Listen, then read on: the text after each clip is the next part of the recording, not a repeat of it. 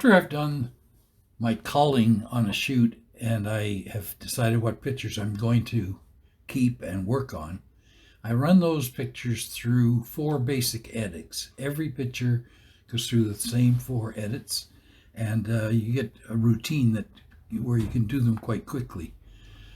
In many cases, I could run through one, if I'm not talking about it, in 30 to 45 seconds per image, unless they need extensive editing, but the basic edits can be done quite quickly. Okay, so let's get started. First thing, step 1 is to crop, straighten, compose the image for whatever purpose we're going to use that image. So in this case, I'm going to say that I'm going to want 8x10 prints. So I'm going to use my crop tool here on the upper left. And if I click on that, these windows can open up on top. These are the dimensions of the crop tool. So I have it set at 8 inches by 10 inches by 300 dpi or pixels. 300 dpi resolution is the standard for printing. So I do almost everything based on 300 dpi. Okay, now we'll go over with our crop tool onto the print. We drag from upper left to lower right, and it will stay with that 8x10 format or aspect ratio, size. So once we have our crop box in there, if we take the cursor on the outside of the box, you'll notice it changes to a curved arrow. That's because by pressing down the left key on the mouse and moving it, you can tilt it, straighten the picture, straighten horizons. In this case, I'm using it just so that I can have him move, kind of leaning into the picture a bit. I kind of like that. Now, once I got it where I'm happy, just double click, like so, and now we have our picture. Now, step 2 is to adjust brightness and contrast. A couple of ways I could do this. I could use the contrast tool, but if I do, when you increase contrast, it increases the blacks and the whites both at the same time. Most images don't need both ends adjusted, and certainly not equal amounts. So you don't have a lot of control with the contrast tool. So what we use is levels. And levels is simply where we have a control of the whites, the midtones, and the blacks, all individually, so we have incredible control. To get the levels working using a keyboard shortcut, simply hold the control key and push L for levels, and up pops our levels box. And you can see what we have here is a histogram of this particular image. Now we have a white slider on the right hand side here. We have a mid-tone slider in the middle. If we move this one, as you can see, that increases or decreases the brightness. Mid-tones also lightens or darkens. And the left is the blacks, and it can be only go in the one direction, so it can darken it until we lost our image altogether. Okay, we're going to start on the right hand side with the white level slider. We're going to click down and hold it with our left button on the mouse. Now at the same time, if you hold down the Alt key, our screen will go black. And now we can move that slider while we're holding the Alt key down, move that slider just slightly to the left, and you'll see some red pop up.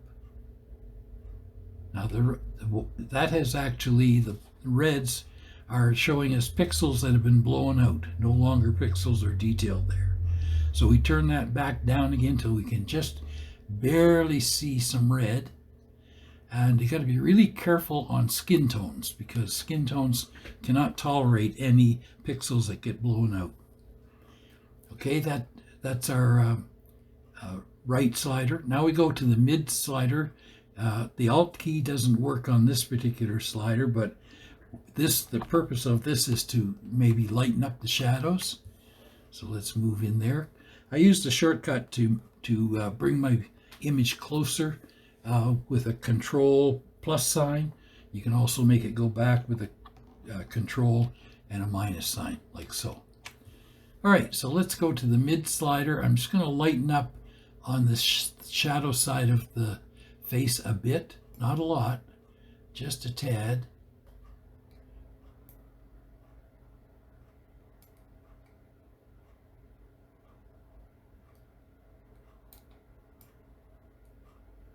Like so. Now I've gotten it just a little bit flatter than I like, so I'm going to go over to the black slider and just bring it back in a tad. Again, I can hold down the Alt key with this black slider and my screen will go white. Then I move it to the right until I get a few blacks in there. Oh, that's maybe a little too much.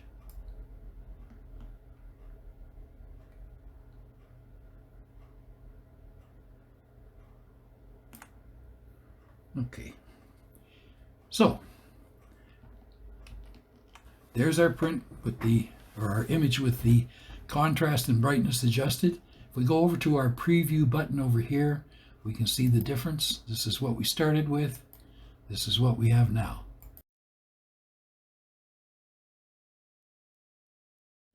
Okay, so that's our brightness and contrast and composition, and we've straightened the picture, got it the way we want it, and composed the way we want it. Now we go to step 3, and step 3 is where we would actually go in and do any editing that we'd have to do on the skin or backgrounds or whatever.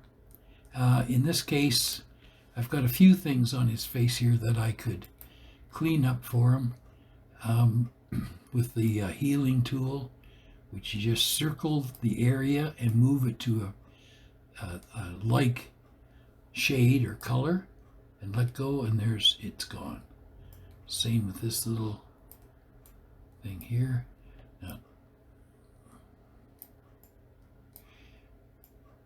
Now, a lot of these marks that you see on people's faces are marks that really you wouldn't even see if you were sitting in front of them and talking to them, because they don't really show up as badly as they do in photography. Photography seems to exaggerate imperfections in the skin, and so they really need to be touched up a bit.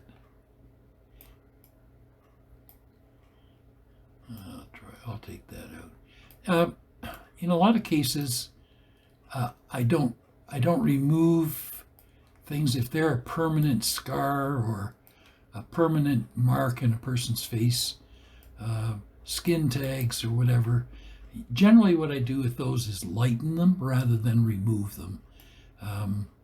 And to lighten them, just to give you an example here, let's say that I want to lighten this line here. I don't want to remove it because that's kind of his smile and shows the smile. What I would use here is the clone tool. So I'd hit the clone tool. I have it at about 40%, and I have a fairly soft brush. This is the brush up here where you can adjust the softness or hardness of the brush. So I'll have it fairly soft, and that diameter is fine. And then I just come over and move into a color beside it, the shade I want. And clone tool works like copy and paste. So to copy and paste, you need a source, you need a destination. So my source is going to be a color that is what I like to see this or close to it. So I'm going to take it from right beside that shadow, and I push down the Alt key and click my left mouse button, and that has recorded that source. That's my source right where the cursor is now. Now I move the cursor over top of where I want to transfer a destination, and I just have to click and drag.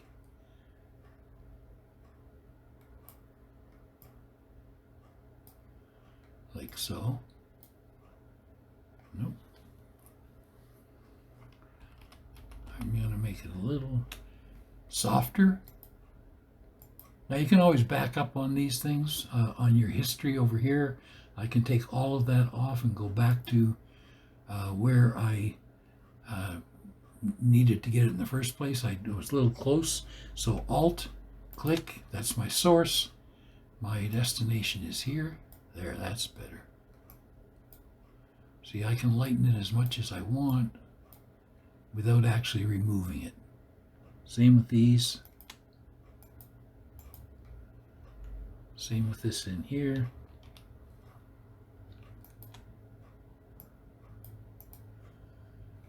There. Okay, now at this point, what I would do is save my file. I still have one more step to go, but I don't want to do the step now.